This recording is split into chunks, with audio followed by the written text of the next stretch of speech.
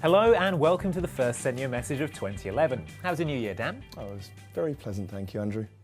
Was that it? Don't you have some amusing story about the hilarious circumstances that arose and the unlikely situations you found yourself in? No, I don't. I don't know if you heard, but after he non-canonically murdered us at the end of the Christmas episode, the head of Microsoft has now been put on gardening leave. What's that mean? Well, I don't know, but he's something to do with digging, I think. He's been out there all week. But anyway, what this means is that there's now a vacancy at the top of the corporation, a vacancy I intend to fill. We're providing a service for a major computer corporation, and there's no way I'm going to rise up the corporate ladder by messing about.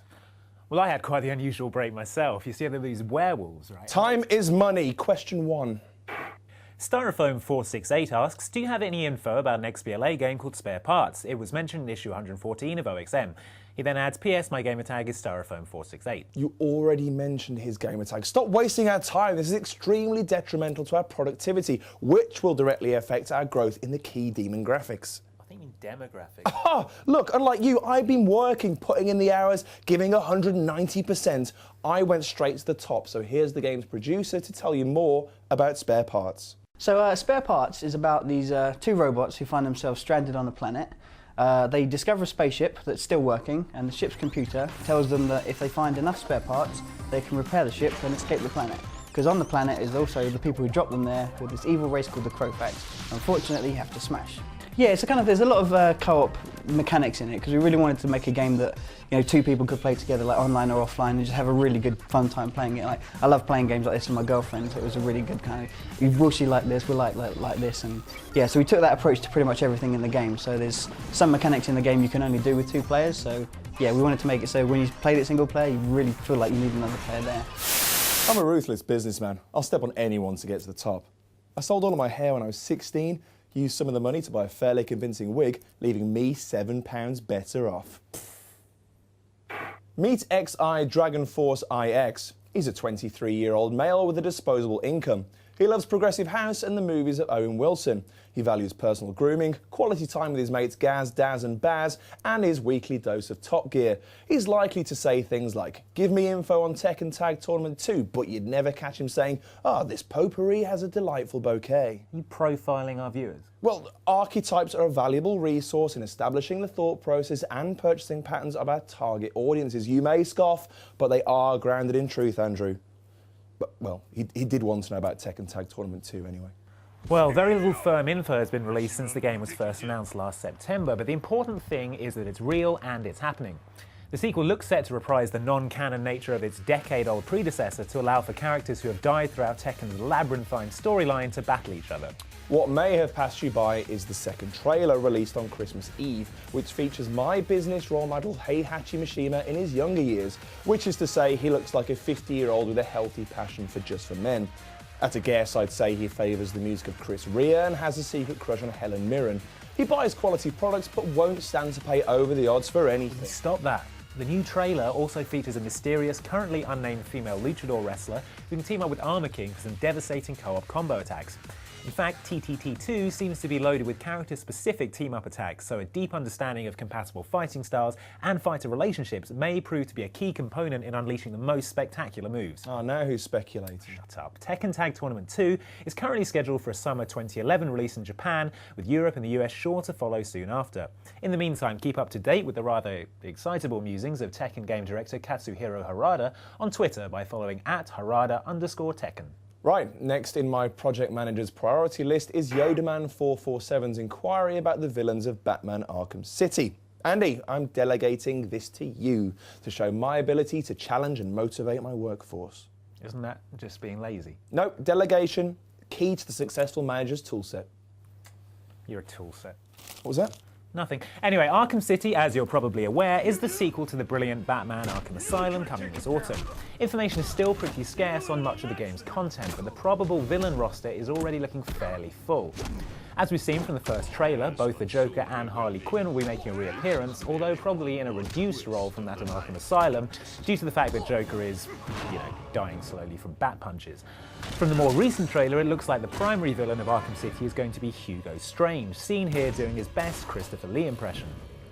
Strange is actually one of the oldest recurring Batman villains, predating Catwoman and the Joker in the comics by several months. In Arkham City's storyline, he's been put in charge of overseeing the city prison by Quincy Sharp, former Warden of Arkham, now Mayor of Gotham. However, his most important weapon in his fight against the Dark Knight is the fact that he knows Batman's secret identity of Bruce Wayne.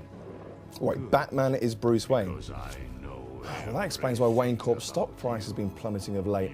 He should spend more time overseeing corporate mergers and new business acquisitions and less time dressing up as a bat and dangling off gargoyles. It would probably make for a less exciting comic, though. Yeah, to you maybe.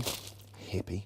A few other characters have been announced by various indiscreet voice actors, including the return of the Riddler, as well as appearances by Mr. Freeze, Talia al Ghul, Two-Face, Catwoman, and Victor Zsasz, and the terrifying Calendar Man, who will use your 360 system clock to react to specific dates and times that you're playing, hopefully by wearing a Santa hat at Christmas and a sombrero on Cinco de Mayo.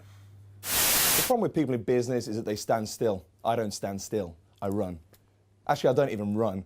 I get in my business car and I drive down business roads until I reach the runway, and then I get into my business jet and fly at supersonic business speeds in the air. Business air. Well, great. Well delegated by me. You're welcome. Okay, next question is from Tuman4, who is asking if there's any upcoming digitally distributed lifespan expansion software for Castlevania Lords of Shadow. What do you mean, DLC? Oh, no thanks, I've just eaten. Well, true, man. The good news is that the criminally underrated Castlevania Lords of Shadow will be getting at least 2 pieces of digitally... what was it? Distributed lifespan expansion software. Yes, that. The first pack is called Reverie, which sees our hero Gabriel, I have done questionable things, Belmont, returning to the castle to help out Laura, who was the servant to the vampire Carmilla, one of the titular Lords of Shadow. Despite being evil, Carmilla being alive was apparently keeping another evil in check, and now she's gone, the evil is running rampant, so it's up to Gabriel to literally whip it into shape. That's due on the marketplace in February. The next batch is due in April and is called Resurrection. This DLC continues the story directly following the game's epilogue and promises a battle with a very notorious enemy. Of course, the real enemy for the successful businessman is complacency. That's why I always make sure I'm constantly challenging myself, pushing myself on. Yeah. No word on pricing yet, so expect something sooner to release. A lot of people put the milk in first, but I tend to put it in after. I find it helps getting the right temperature of the coffee. Now, I don't approve of Savage Punisher's gamertag. It's far too threatening and entirely at odds with the family-friendly direction I intend to take the company when I inevitably become its new leader. However, and at the risk of contradicting myself, the customer is always right, and so it's our duty to address his query about the whereabouts of a Marvel vs. Capcom 3 demo. It's bad news, I'm afraid. Capcom's Vice President of Strategic Planning and Business Development, Christian Spencer... Oh, now he sounds like the sort of proactive go-getter I should network with going forward. Yeah, you do that. Christian confirmed recently there would be no Marvel vs. Capcom 3 demo, primarily because the effort required to produce one would have resulted in sacrifices having to be made to the finished article. I'm guessing they had to push that bad boy out to the new fiscal year. Exactly. He also stated that previous fighting games like Street Fighter 4 didn't have a demo either, and this didn't hamper sales nor player feedback. This, in conjunction with the fact the game has been available for hundreds of thousands of people to sample at dozens of events around the globe, meant the demo was never really a consideration. Confidence in your product, I like it. I once sold the George of Asda shirt on eBay for £4, but I only listed it for £1. That's a 300% profit margin, and I didn't even let the guy try it on. How much did that shirt cost you exactly originally? Oh, nada. It was a present from my nan. Cha-ching. Now, we've still got hundreds of viewers asking about the first add-on for Call of Duty Black Ops. Add-on? Is that what the kids are calling digitally distributed lifespan expansion software, yeah? Yeah. Yeah. Well, I've been focus testing a hip new abbreviation, DIDLES, or DIDDLES, and approval ratings for the 45 to 70 single female cat-owning demographic have been through the roof. It's bigger than Buble. Incredible. Well, first up, we know that there are lots of you out there for whom this will be old news, but the sheer volume of requests we're still receiving mean there's plenty of you who are still none the wiser. So save the spam, okay? Yes, save all of your tin goods. It's going to be a tough year. Now, Call to Duty Dark Operations was a big revenue spinner in the last quarter, so I've been keeping a close eye on other opportunities to squeeze creamy money milk from the swollen udder of this lucrative cash cow. Enough with the torturous metaphors. Yes, there's going to be an add-on. It's called First Strike and will release exclusively on Xbox 360 on the 1st of February. So far, all we know is that the pack adds 4 multiplayer maps. Discovery, which takes place in the Antarctic Research Station from the campaign mode, Kowloon, based on the rooftops of the Chinese city, Berlin Wall, set around the infamous Checkpoint Charlie, and perhaps the most interesting of the lot, Stadium, where you'll battle around an ice hockey stadium.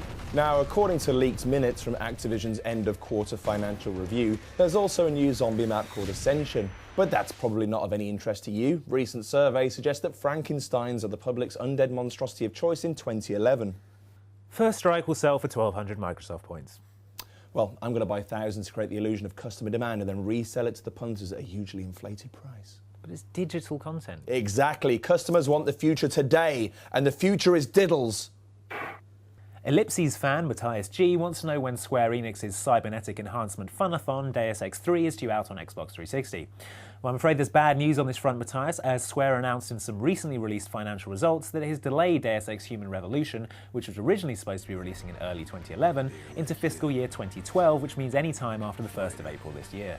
Now, Square's pinned the blame on weak sales performance of console game titles that were released during the current fiscal year, as well as harsh market feedback regarding a key title. It's therefore decided to spend additional time to further polish their upcoming game, Deus Ex Human Revolution, resulting in a shift in release timing from their prior plan of the current fiscal year to next fiscal year. Will you stop with the ridiculous corporate doublespeak? That wasn't me, that was straight from Square's website. Oh, sorry. Oh. Hang on, can I get this? Yeah. Yeah, I had heard that the head of Microsoft was vacant. Hired someone else? Who? Microsoft? He's completely wrong for Microsoft. No, I'm not standing for this. Well, that's it for this week's show. If you want to send us a question for us to answer, you can send it to the gamertag SentUAMessage, to the email address SentUAMessage@hotmail.com. You can at us on Twitter @SentUAMessage, or write on our Facebook wall at facebook.com/SentUAMessage. Oh, that feels so much better. Don't you feel better? Not particularly, no. I feel better.